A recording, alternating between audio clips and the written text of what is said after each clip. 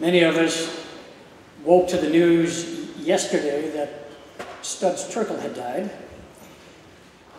Studs was a regular in the Humanities Festival, and 7 years ago he was standing over there at the lectern for the Humanities Festival talking about urban poverty. Somehow the spirit that he just brought to the city is also part of what we celebrate here today. My name is Phil Blackwell. I'm senior pastor at the First United Methodist Church, the name of the congregation, at the Chicago Temple, the name of the building. There's a story there, but it's not as interesting as what they're going to tell you, so we won't go into it. But the congregation delights in hosting the Humanities Festival for the very reason that we are here with our guests today to hear what they have to say, as well as to read what they've written. For any of you who have been here before, you may be, I hope, pleasantly surprised to know we have new lights, new sound, new floor, repositioned pews, universal access ramp. We can't quite figure out how they all work yet, but we got them. And we hope that that'll make us an even better location for events such as this. I want to point out that behind the altar is a sculpture, which is a gift to the church. It's sitting there because in the Christian calendar, this is All Saints Sunday. We received that in memory of Garry, a United Methodist minister who died this spring. The cross of that sculpture was a KKK cross burned on the lawn of Tougaloo College in Jackson, Mississippi in 1963, trying to intimidate the students, African American primarily, from trying to integrate the churches of Jackson of that day. That cross became the rallying point for the desegregation of our national denomination, led by Garry, who then was given the cross as a thank you. He brought it back to Chicago, took it to Jack Carney, the local sculptor, who encased it in a thin skin of metal so it wouldn't deteriorate, and then put a clearly distressed, broken African-American figure of Jesus on it. I say that in part because I want you to know what you're looking at, and because it is a gift that's been given to the church, but also we wanted to share you this gift with you today. There's a little flyer on the table if you want to know more about it, and also you're invited after the presentation to come into the chancel and take a look at it. But to the moment, I want to introduce Elizabeth Taylor, who's then going to be introducing our program for today.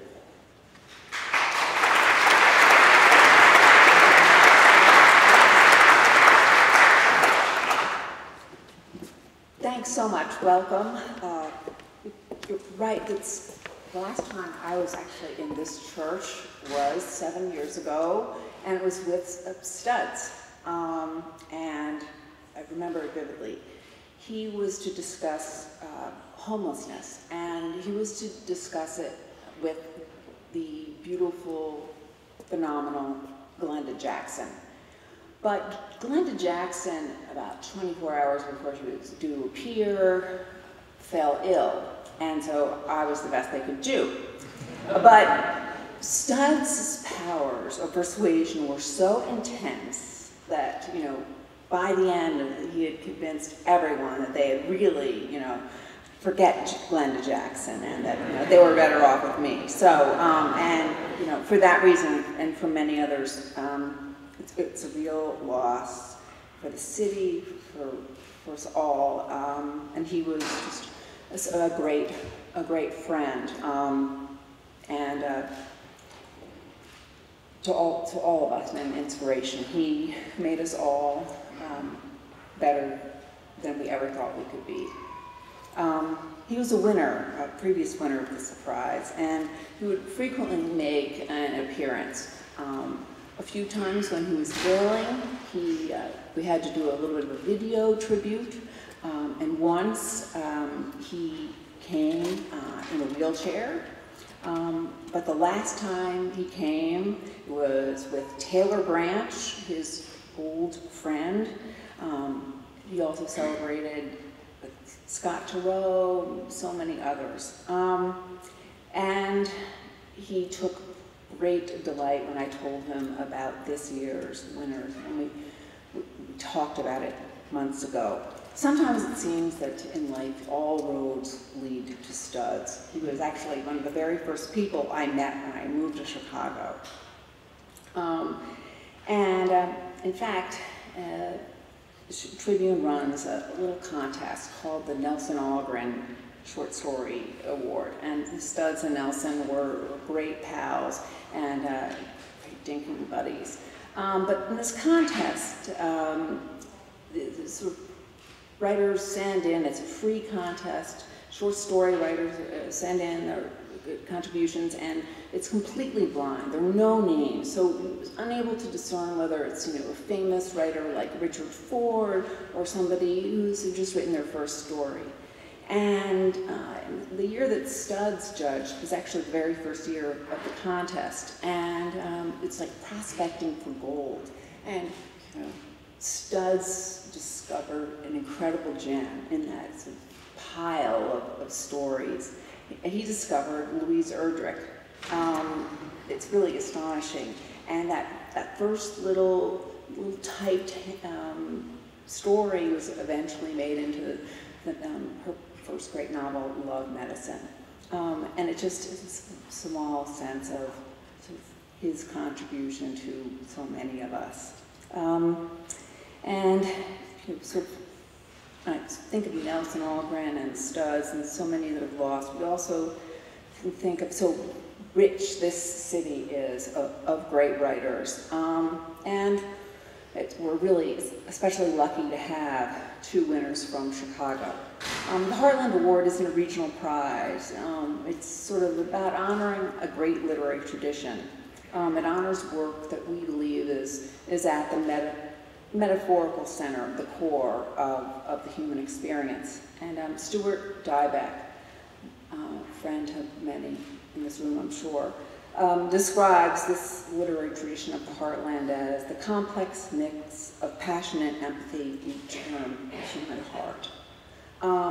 Studs had tremendous heart, and so he was so happy to know that his friends would be receiving these prizes, particularly Garry and his wife, Natalie, who were faithful and loyal to the very end, and Studs dedicated one of his last books to them. Much of Chicago literature is sort of a big men doing dangerous things, and they're very straight line, dotted narratives, and it's very much part of a kind of mythology of the city. But we think of our winners today, they really are sort of in the process of redefining what the essential Chicago story is. In both style and language, both authors challenge the myths, assumptions, and confines of a sort of Chicago realism, and they sort of advance the Chicago stories in ways that we might not have thought possible. But as we, readers of newspapers and books, we empower stories to take us places that we might be afraid to venture if we were all alone. And because writing can be a lonely act, and living can be a lonely act. But reading is entirely different. When we read, we engage in conversation that connects us to the world and illuminates its darkest corners. And one of those greatest illuminators in our country is Garry Wills.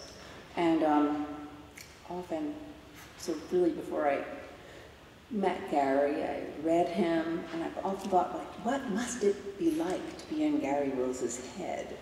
Sort of, it must be this incredible Greek chorus. You know, his is this world sort of populated, you know, Joe Kennedy, Muhammad Ali, saints, Richard Nixon, Augustine. It's just this wonderful mix of modern Rome, ancient Greek times, 18th century New England, and then his most recent book spans all of time. His is a world where sort of a big character in one act, you know, Joe Kennedy, has a starring role in the next. His is a world where The lines are porous, where sense and sensibility inform one another. He has an ability to think synthetically about a range of issues. Sort of, to be in his mind is think Italy, film, boxing, faith, presidents, religion, politics, and it's all metabolized, synthesized. And in this sort of hyper-segmented world of ours, where we can sort of read just what we want on the internet and listen to exactly what we want on our iPods. So he has an astonishing ability to connect us all by establishing these brilliant connections between people and ideas in ways that illuminate the world for the rest of us. He's won Pulitzer, National Book Critics Award, and it's phenomenal that his work reflects just one man. And he sets a standard for intellectual life, sort of the classic, the sort of public intellectual. He has rapacious appetite and astonishing ability to see things what others can't. Head and heart represents the best of what Garry Wills does. His popular history of American Christianity is both a narrative and a biography of American religion. He's attentive to the tension between myth and reality and to the notion that creative conflict within American religion has contributed to its diversity and enriched its vitality.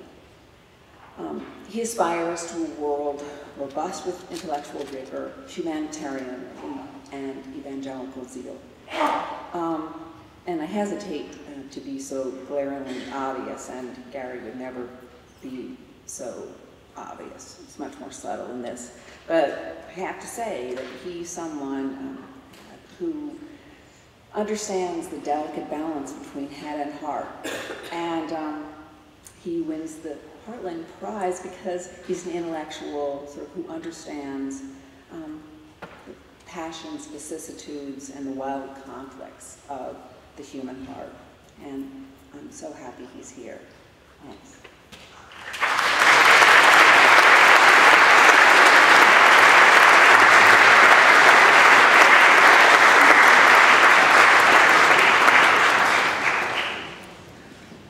Thank you, Liz.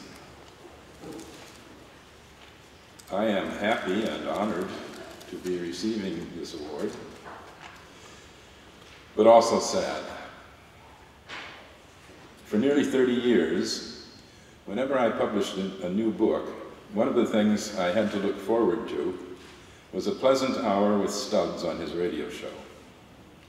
He would have read the book with the kind of care and attention that a writer treasures. It would be all marked up with paper clips at the places where he wanted to read an excerpt or have me read it. As usual, there would be some recorded interludes underlining the meaning of the book.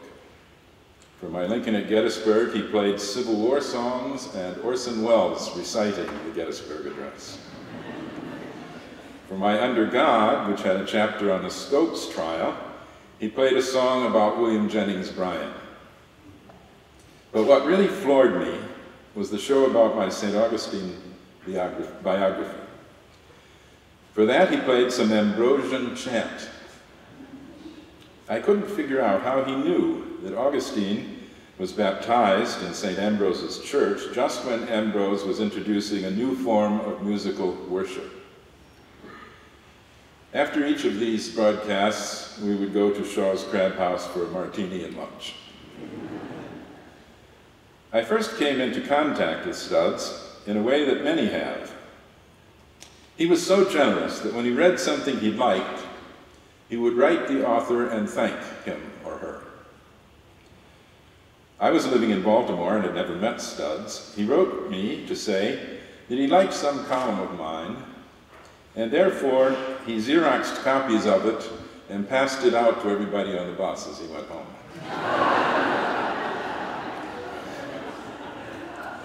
When we moved to Chicago 28 years ago, he invited my wife and me to his house. Ida opened the door and said, "So good to see you again, Garry. We went to jail together." I had forgotten that I met her 8 years earlier during a Vietnam War protest in Washington.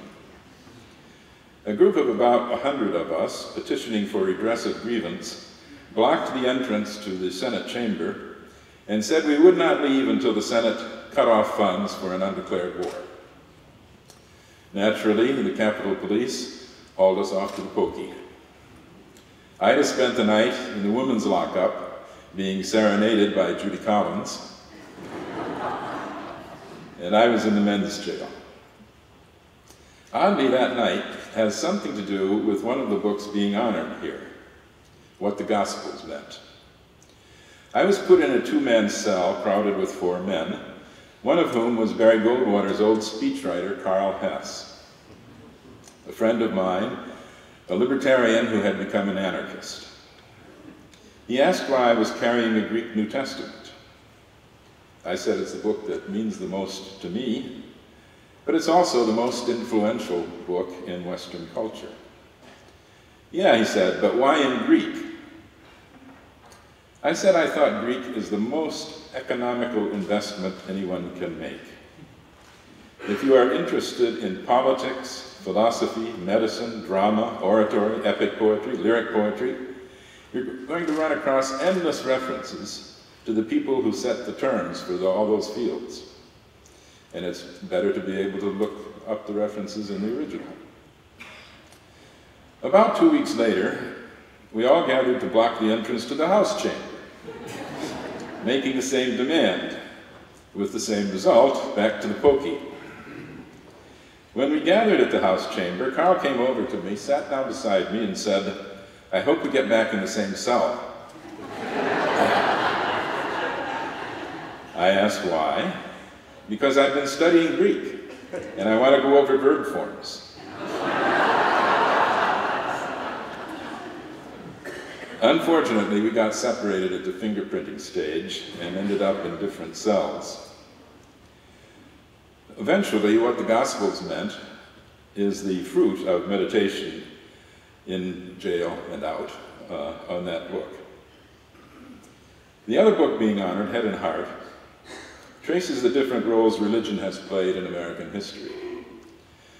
I argue there that America is a very religious country, but with shifting emphases on 2 main religious strands: an enlightened religion of the head, respectful of reason, and an evangelical religion of the heart, respectful mainly of religious experience.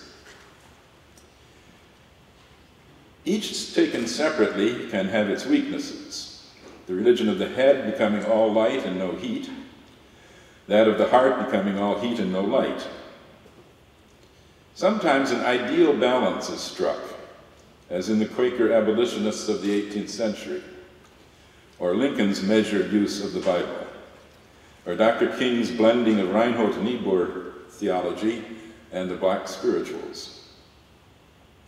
This interplay of various religions is made possible by the separation of church and state, the greatest achievement of the American Enlightenment.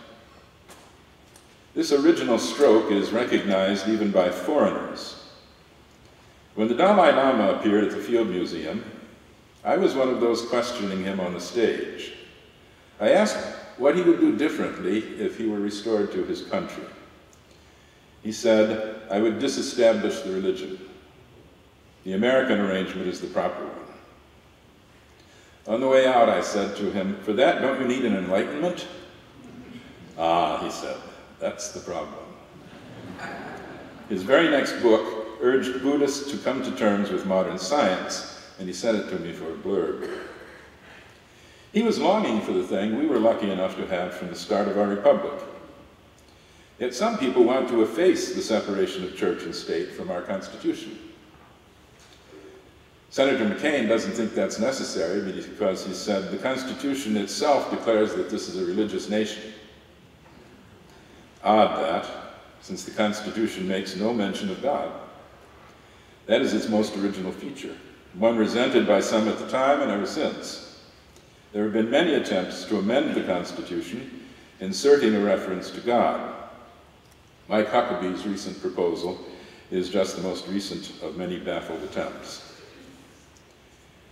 Studs liked it when I told him that McCain was just repeating something Andrew Carnegie had said.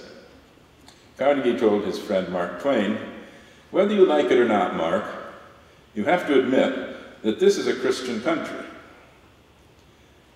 He replied, "Well, I know that, Andrew, but so is hell."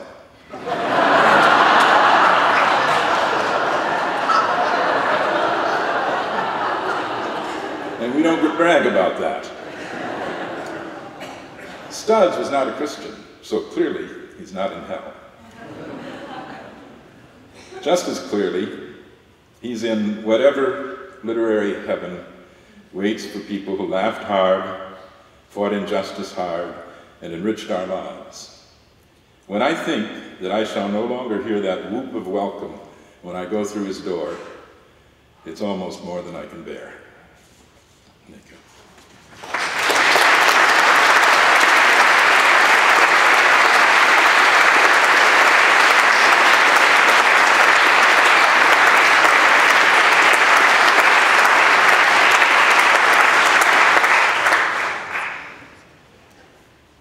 The Chicago story, the story of immigrants, newcomers, the story written by Dreiser, Algren, Wright, has been updated into kind of literature of sort of slanted mirrors, shades of humor, irony.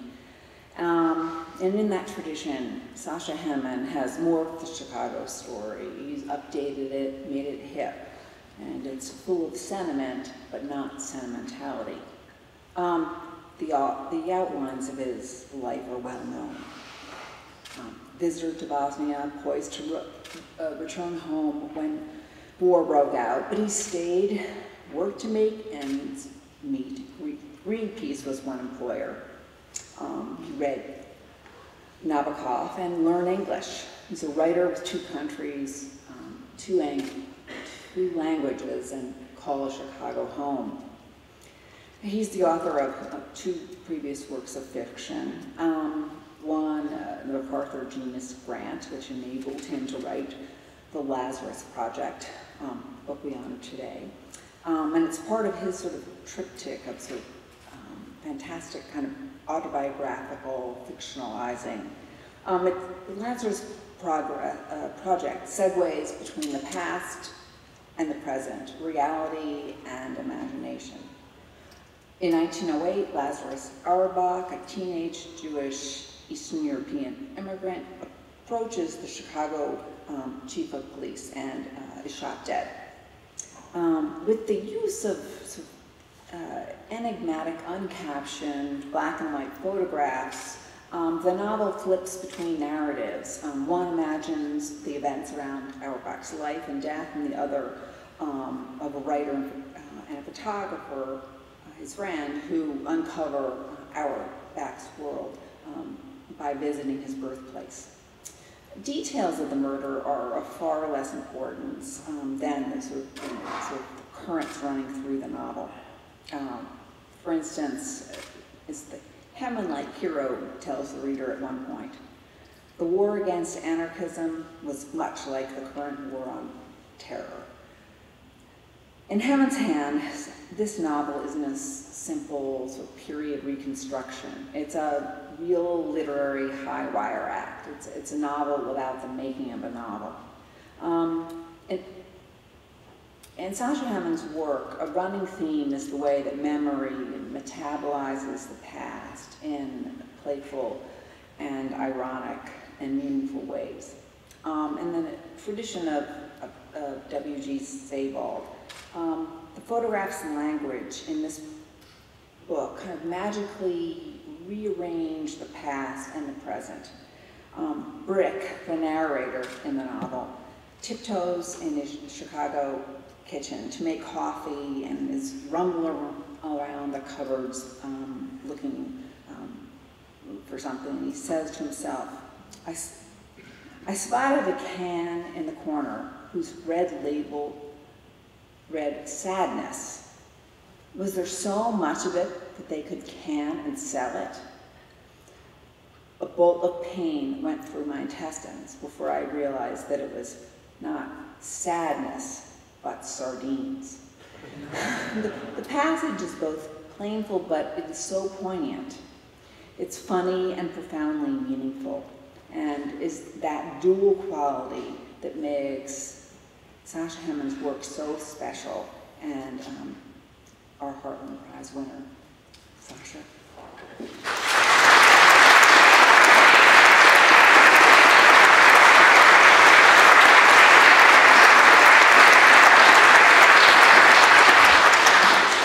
Thank you, Elizabeth. Thank you, Chicago Tribune. Thank you all for coming. This is the first and probably last time that I'm going to speak from a pulpit. So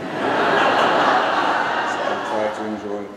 I was going to read from the Lazarus Project, but of course the loss of Studs has affected me as much as anyone else. It just as the absence is felt already.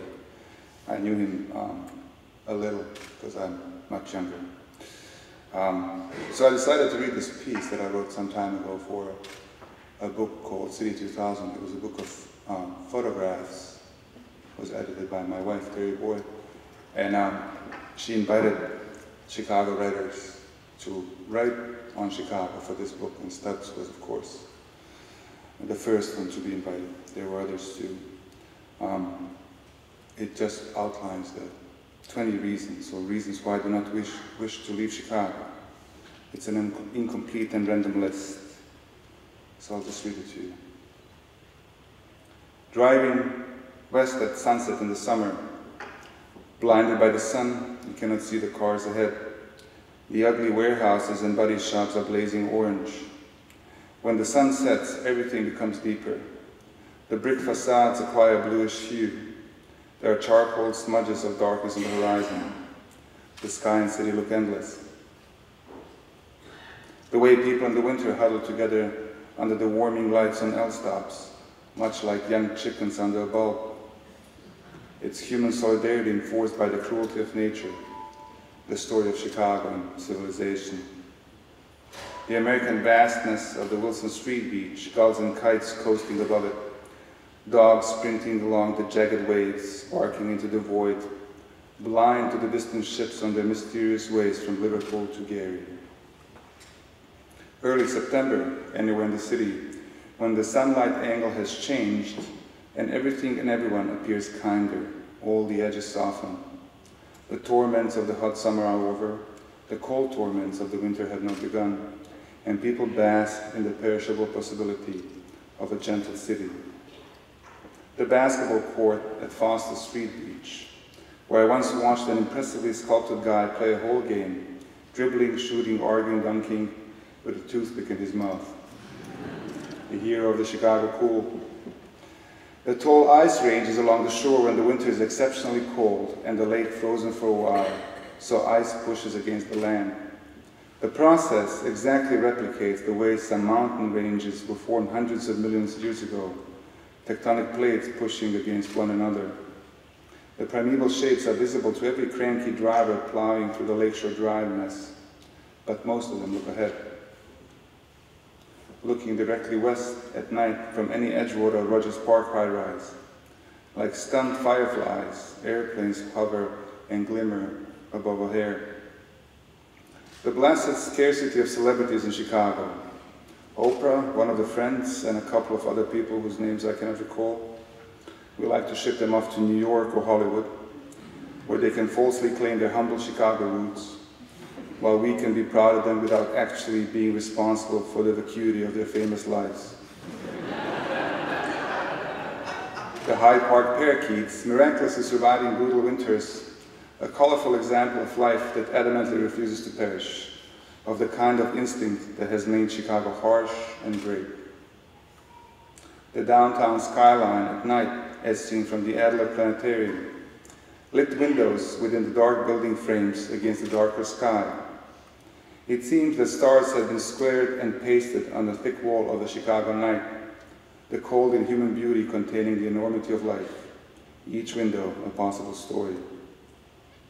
The green-gray color of the barely foaming lake when the winds are northeasterly and the sky is chilly.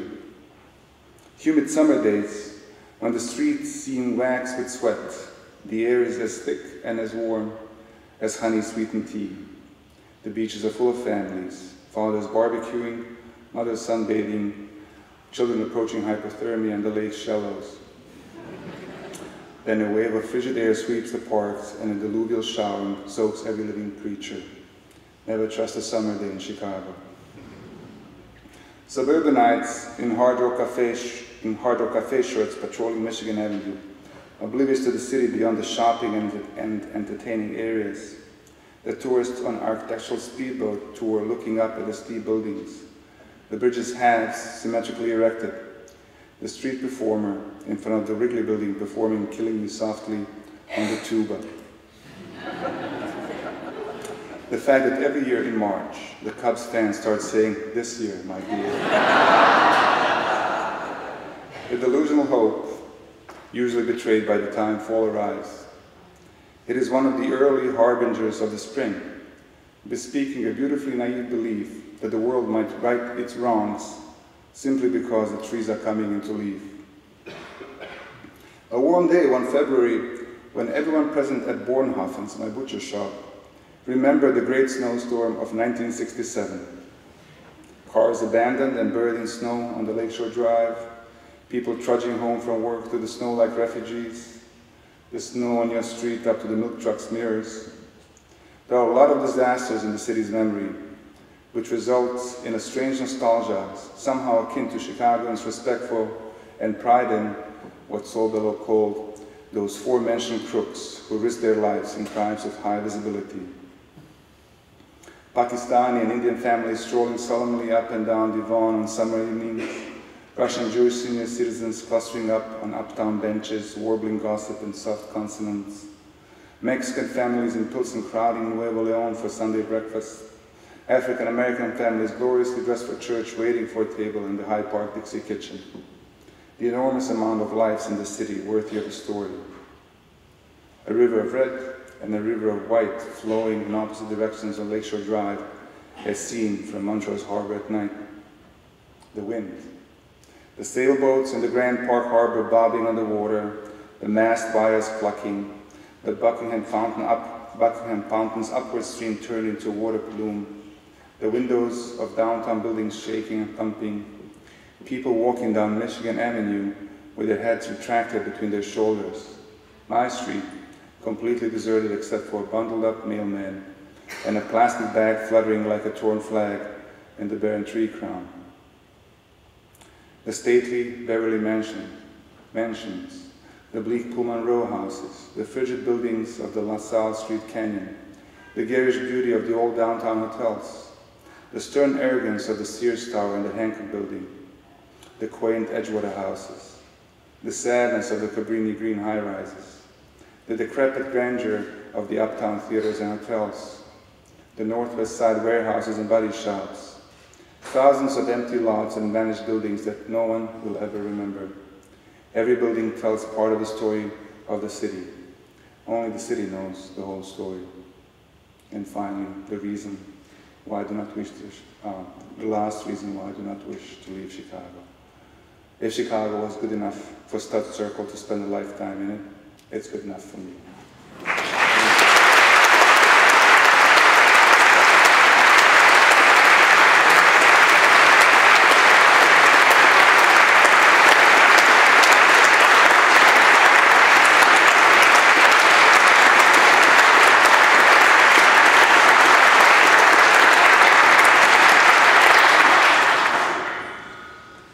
It is sad to think that Studs wasn't able to vote in this election.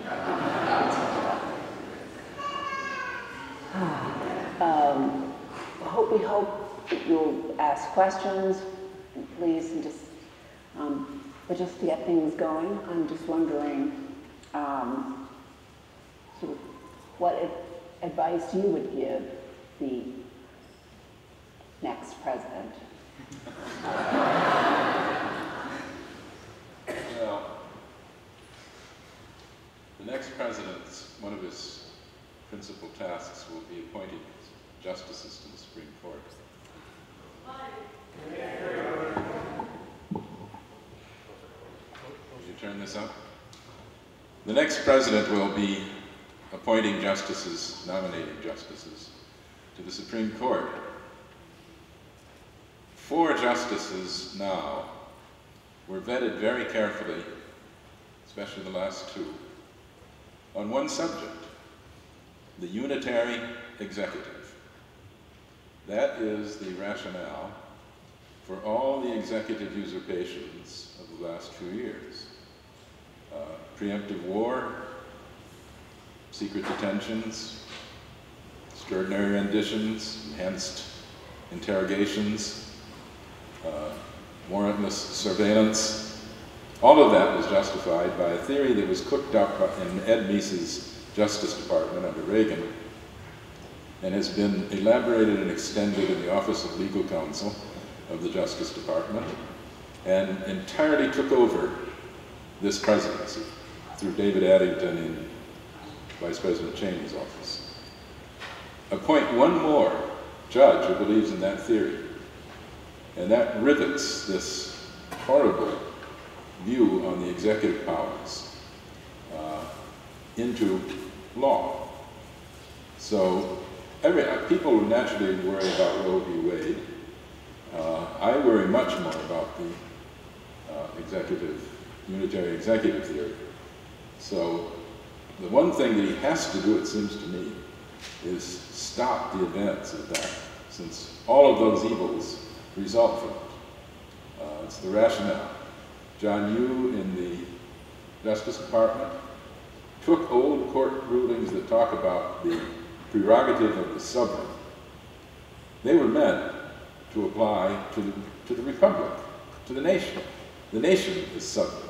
He applied them directly to the president. The president is the sovereign in his memos. It's a monarchical theory. You know, even in England, the king is only supreme when it's king in parliament. John Yoo wanted a president who's totally alone in his authority. When he was asked, can the president torture? He said yes. When Doug Castle said, can he torture someone by torturing his child in front of him? And he said yes. He said, can he take a minor child and attach electrodes to his genitals? And he said yes. This is the man who's been telling the executive what it can do. Luckily, some of his memoranda were rescinded by Jack Goldsmith. But Alito gave a talk to the Federalist Society on the unitary executive. Roberts was questioned very closely by Cheney about it before he... I don't know what... Take the microphone off the air. Well, I was finished anyway, so go ahead.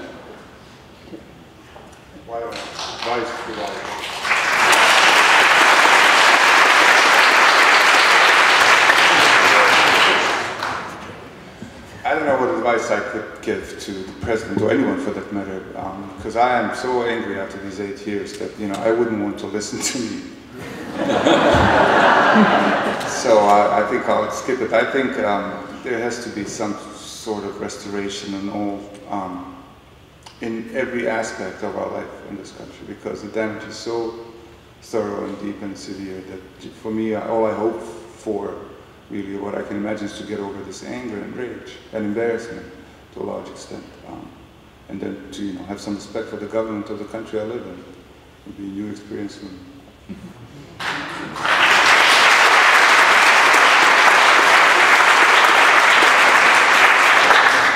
Any questions? Somebody back there? Well, and until you do, so feel free to shout them out. Oh. Thank you both. I have a question for Garry Wills. One of the many fascinating things in Head and Heart was kind of your description of the renaissance of Catholic social teaching in the early part of the 20th century. So Monsignor Regan, Monsignor New Deal, and George Higgins from Chicago, the Jesuits teaching the UAW, and some of the unions. What happened? Well, that kind of social thought went into the Second Vatican Council. And then the Second Vatican Council caused a great step forward, beyond even what the people like Higgins had done. But then the Pope that succeeded that didn't believe in the Council and wanted to rescind it, gradually at first, and then more and more rapidly. And he has largely succeeded, at least the official church. Now, most Catholics are not following that. More Catholics agree with the positions that I have taken on social issues than with the Pope. One of the best surveys that was ever done, very extensive, in the 90s, asked young Catholics under 30 a whole series of questions. Do you believe in this? Do you believe in that? Most of them diverged largely from papal positions. But on contraception, the divergence was such that the only people agreeing with him fell within the margin of error. So they're statistically non-existent. And you have to remember that when you will often see questions, polls that say things like 60% of Catholics don't agree on contraception, 30% don't agree on premarital sex, so on. But you have to remember that's of all Catholics. And in the case of contraception, for instance, everybody who agreed was over 30. They're on their way out. It's the young ones that don't. Now, what has happened is that the drying up of the priesthood, the disappearance of the nuns, has put the church in a position where it has to give more activity to the laity, and it's doing that. Women ministers of various titles now outnumber priests in the parishes. You know, they're on their way to ordination, and it doesn't really matter if they're doing so much of the work already. I don't want women to be ordained because I don't want men to be ordained. The priesthood is not in the New Testament. But I'm asked then, why don't you leave if you don't like the Pope? Well, a lot of people don't like the Pope. Why should I leave them? But also, the Second Vatican Council said that the church is the people of God. It's not the rulers of the people of God. It's the people of God. That's the church I belong to, and that's why should I leave that?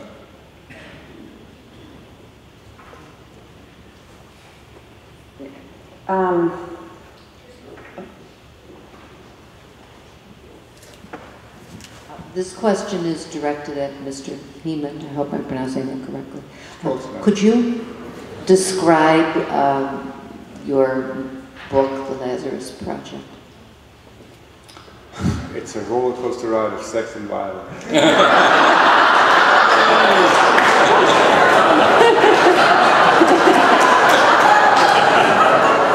That's why writers do not word their own books. Well, the central event, as Liz has mentioned, is the killing of the young immigrant Lazarus Everbrook in 1908. He had survived the pogrom in Kishinev, what was then Russia, and is today Moldova, and came to Chicago, and after 8 months or so in Chicago, where his sister also lived, he went to the door of the chief of police of the city of Chicago, George Shippey, whereupon Chief Shippey shot him and killed him. He said that he thought, Chief Shippey said, that as soon as he saw him, he knew he was an anarchist, because the original words were, I believe, he looked Sicilian or Armenian. That is, he was dark-skinned. And then the only witnesses, and they all corroborated Chief Shippey's account, were his family and his driver, and the press, and the public in Chicago, by and large, endorsed Chief Shippey's explanation that it was an assassination attempt. It's a historical event, and it's beautifully described in the little book called An Accidental Anarchist by Walter Roth and Joe Krause. And so this is the central event in my book. I change many of those historical facts in the book and spend a lot of time with Lazarus' sister Olga. That's one aspect of the book. The other one is a writer who is not unlike me, but is not me, struggles to find a way to write about this incident, and then meets an old friend of his from Sarajevo, who's also a photographer, and they go to Eastern Europe to research, presumably, for the book that he wants to write, but then get carried away in more ways than one. And so somehow these two stories merge, I hope.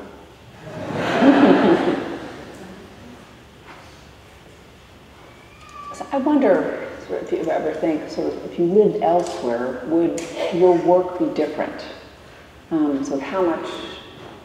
important is Chicago in the kind of work you do? Either of you. Well, I've always known Chicago. I grew up in Michigan, but my grandparents lived in Oak Park. So this is the first big city I ever knew and loved. The bookstores, the record stores, the art museums, the lakefront. So it had somewhat of an influence, but then I spent a half century not living here, living in various places. So I don't think that it had a tremendous formative influence on me, because those first 50 years loom so large. I suppose there are Midwestern values that I have, since, as I say, I grew up in Adrian, Michigan. And everybody knows I have a Midwestern accent, even when I lived for 18 years in Baltimore. So I think I welcome it, it welcomes me, but it was not the most formative part of my life. Well, for me, I love Chicago. When I came here in '92, after I left Sarajevo, what I was doing consciously in many ways was looking for things that I would like in Chicago. And the model was what I liked in Sarajevo. I had, for whatever reason, my primary loyalty was to the city of Sarajevo. I loved living there before the war, and liked many things about it. And so when I came to Chicago, I realized I would have to live here for a long time. And I started organizing my relation to this city, based on the relation that I had with Sarajevo. And so I kept looking for things, as it were, that could constitute Chicago as my, adopted hometown. And it's hard work, and sometimes it's delusional, or it requires a certain amount of delusion. But there are a lot of things, anything from people to little nooks and secrets that I can share with people who come to visit. And so for me, I could imagine, hypothetically, if I had ended up somewhere else in '92 as opposed to Chicago, I perhaps would have done the same thing. But I can't imagine. I do not think there's a city like Chicago in the United States. New York is, it's all glamour in many ways, and other cities, they just don't have what Chicago has, this sense of ever-present conflict of some sort. You can never cover it up with glamour, and I like that. And I think this is where the tradition of Chicago realism comes from. You can never cover up the presence of conflict. It's a tough city. There are problems in the city at any given time. You cannot pretend there are none, because there's not enough, glamour in the street, perhaps, or not enough money. And so, to me, it's formative. I started, as you might know, writing in English upon my arrival in Chicago. So my English I learned a lot of it in Chicago. What I use in writing. I had spoken English, whatever I had picked up in school. But I speak with, a recognizable Chicago accent. All of my friends who live in London and Oxford and such, they make fun of me, which is okay.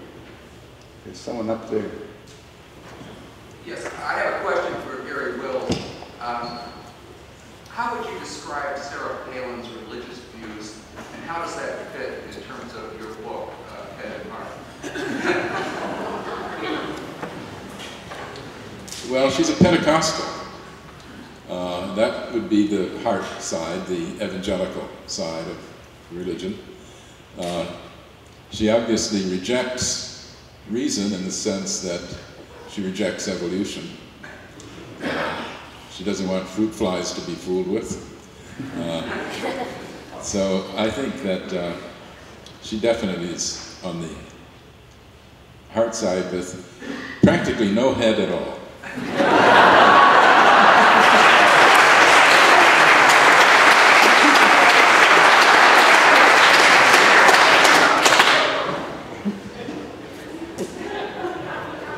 And the non-religious view? I'm sorry? And the non-religious view would do Sarah Palin? Well, you know, I thought when George Bush became a candidate and started abusing English publicly, I thought it couldn't get worse than that, but of course with Sarah Palin, a new bottom has been reached. But what is symptomatic is this, you know, it insults me as a writer, apart from everything else, that somehow reading books and speaking cogent sentences you know, requires suspicion for some people. Somehow this is why Obama is often diagnosed as an elitist, because in fact he can put a thought together over several sentences in a row.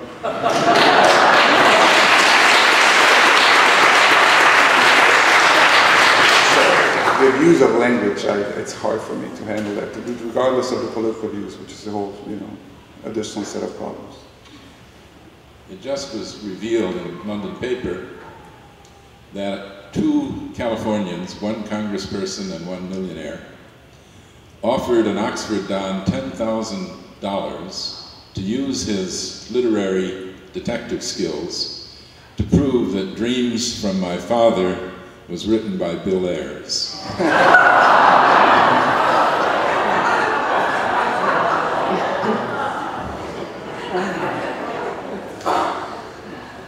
Obama is a beautiful writer. In fact, Robert Silvers, the editor of the New York Review of Books, said, "He'll be our best writer in the White House since Lincoln." And I read his book and admired it. A friend of mine in Washington, Bill Press, asked me if I'd read it. I said yes. And he said, "Did you listen to the audio book?" And I said no, and he said, "You have to." He had been told by a staffer of Obama's that she had a totally different experience when she heard it read. And it's true. He reads beautifully, and the intimacy of the story comes through much more when it's in his own voice. But the extraordinary thing is that he does the voices. When he's talking to street black gangs, he talks their accent. When he's talking to his father, he does an African accent. When he's talking to his sister, he does a different African accent. It's just a tour de force. That staffer, by the way, said she was at a dinner with him, and he was called to the phone. He went away, and he came back, and he said, "I've just won a Grammy. Is that a big deal?" Well, he deserves the Grammy. Just listen to it. Question back there. What is the next book you're going to write to win this prize again? Well, I don't write books to win prizes. I welcome them very much. Bring them on, in the words of that person. But, and I've written the next book already. I'm a little ahead of the schedule. It's a book of stories. It's supposed to come out next year. So, but I think, you know, it should be someone else's turn next year. I don't think my next book will win the Heartland Award. It's a book of dirty poems.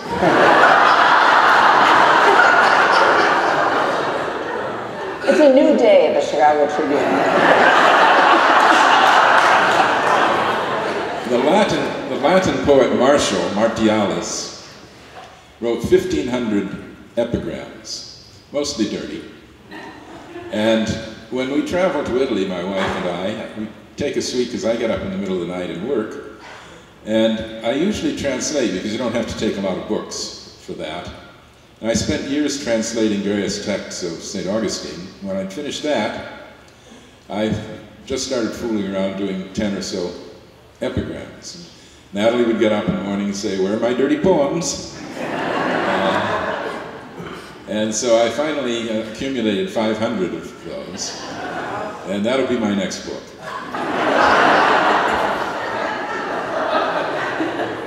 One other question.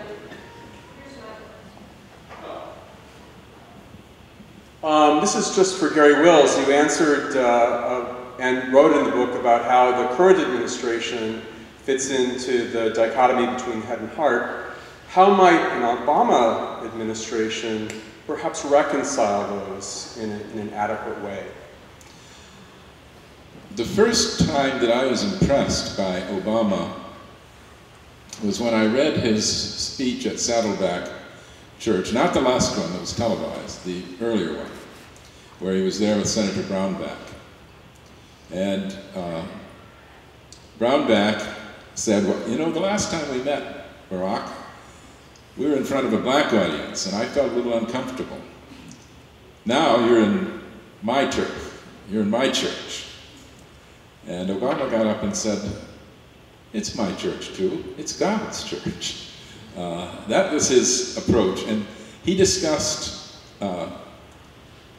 various issues, including abortion, very delicately, saying how much he respected other people's conscience in the matter, knowing it was a moral problem, but still saying that it should be the woman who makes the decision after searching her conscience, consulting her pastor, and all those things. It was a very rounded, extremely well thought out speech. So I started reading his speeches. You know, they're online at his office. And I read the one he gave at the Jim Wallace gathering. I think he's the only major black politician who can talk easily and well about religion. You know, there was a great rush to fill the God gap. Everybody was going, all the Democrats were supposed to learn how to talk religion. And even people who are sincerely religious, I know Hillary Clinton enough to know that she is sincerely religious, there's still some kind of tin ear when talking about religion. A lot of Democrats think you're not supposed to, or that it's somehow undignified or whatever. Obama's the only one who's escaping that curse, it seems to me.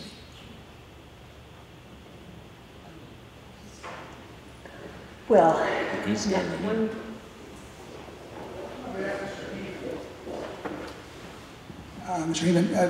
you are in a position to sort of juxtapose Garry Wills' interest in religion with your own ethnic background. You come from a part of the world where religion is more fraught maybe than anywhere else that we've noticed all the time. I have two parts to the question. Do you think that the Balkans can ever come together and not break apart on these religious lines? And especially, do you think Kosovo's independence was a good idea? It's too early to tell. But as for religion, the Balkan Wars, religion is just a superficial, it's the coding of the problem. It was a framework, it provided a framework for, for separate, different ethnic groups, for all kinds of fascist tendencies, let's say. I grew up in Sarajevo, in which throughout my life, up until the war, religion was not divisive in any way. My parents were not religious, I'm not religious. But every Christmas we went for Christmas lunch to a woman who I considered my grandmother and who was deeply religious. She was a devout Catholic. And never in her life did she suggest to me, anyone from my family, that we should go to church. She would never try to convert us. And all the people who came for Christmas dinner where they were Muslims and communists and Serbian Orthodox, and whatever you had in Serbia at the time, they would come over. People had neighborly relations. They shared a civic society or city that had the structure of a civic society. So religion was at some point converted into a tool for those who wanted to tear all that apart.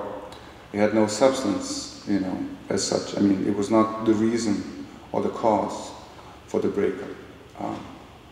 And now, as it happens in many other parts of the world, with poverty and misery and the absence of future, the more radical kinds of religion have taken hold, and they're in there, and they're going to stay there. I think in some future, and maybe not in my lifetime, the Balkans might come together because of the necessity of people living together. Simply, despite all the ethnic cleansing and all the things that have happened there, people cannot really live apart. It's a small part of the world. It's impossible to keep them apart. They might for a generation or two. There's the fact of apartheid in Bosnia in many parts. But it'll have to be overcome. As for Kosovo, it's a complicated political situation. In some ways, it was what happens in politics, international politics in the Balkans. Those who think they're wise, they make one step and they cannot make a step back, so they keep going forward, wherever it takes them. So at some point, there was no choice but to allow Kosovo for Western European politicians and the NATO and all those. There was no choice but to give Kosovo independence. They could not back off anymore. Whether that's good or bad, I don't know. At some point in the future, as I said, there had to be some sort of integration. And I certainly do hope there's going to be some form of integration. As we close, I just want to note that Garry and Sasha will be signing in the back. And I'd also like to say that whenever Studs appeared, he would always, work over in his mind, and then he would report back and he'd say, I got a standing O. And so I'd like to sort of close by saying something from him. He would say, here's to the troublemakers, and sort of give him a standing O. And